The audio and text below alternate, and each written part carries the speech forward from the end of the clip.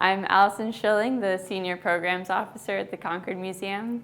Every Path Laid Open is bookended by two exemplary American quilts that show the hands of over 100 women of Concord and neighboring Acton.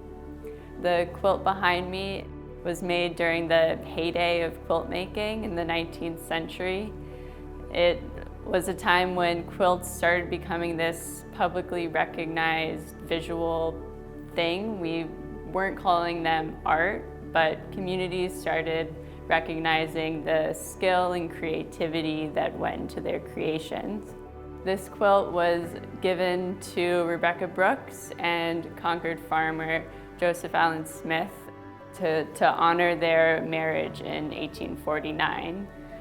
The family really cherished the quilt, and it wasn't something that they just threw on their bed to watch Netflix. It became this really special part of their family that was passed down for generations.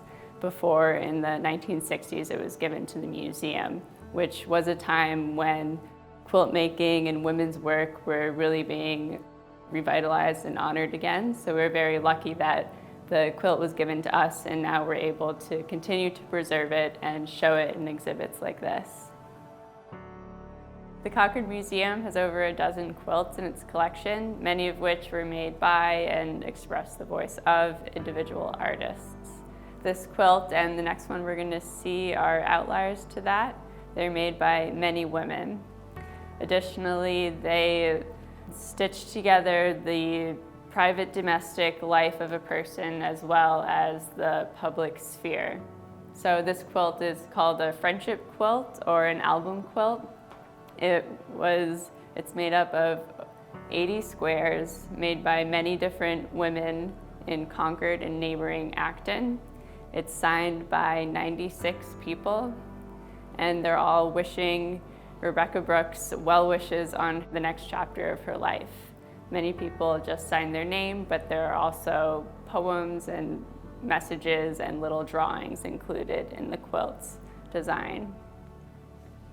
This quilt was made with cotton printed with small repeating patterns or calicos. This fabric was made primarily in England, but by the mid-19th century it was being manufactured in America. The design of the quilt was a complicated pattern that would have required stenciling and extensive instructions to its many makers. The pattern that they use is called the Old Italian. Now let's jump ahead to 1975 to see another quilt made by Concord women with a strikingly different style. The Concord Women's Club was formed in 1895 for educational, philanthropic, and social advancement. Members continued to contribute meaningfully to the betterment of the town. In 1975, Concord celebrated with great fanfare the bicentennial of the Battle of Concord and the start of the American Revolution. 50 Concordians worked over 3,000 hours to design and create this 63 square quilt, where many notable Concord figures and objects are highlighted. So we have Henry David Thoreau, the Paul Revere lanterns, and the Concord grapes are all featured in their own squares. This quintessentially Concord quilt was given by the club to the museum a few years after the celebration. Quilts tell us a fully American story. They transcend class and race, being made by women of all social strata.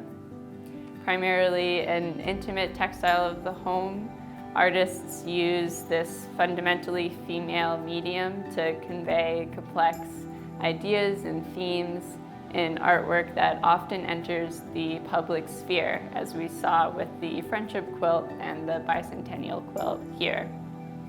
These quilts and the other objects in Every Path Laid Open show us how women have been outstanding contributors as artists and change makers.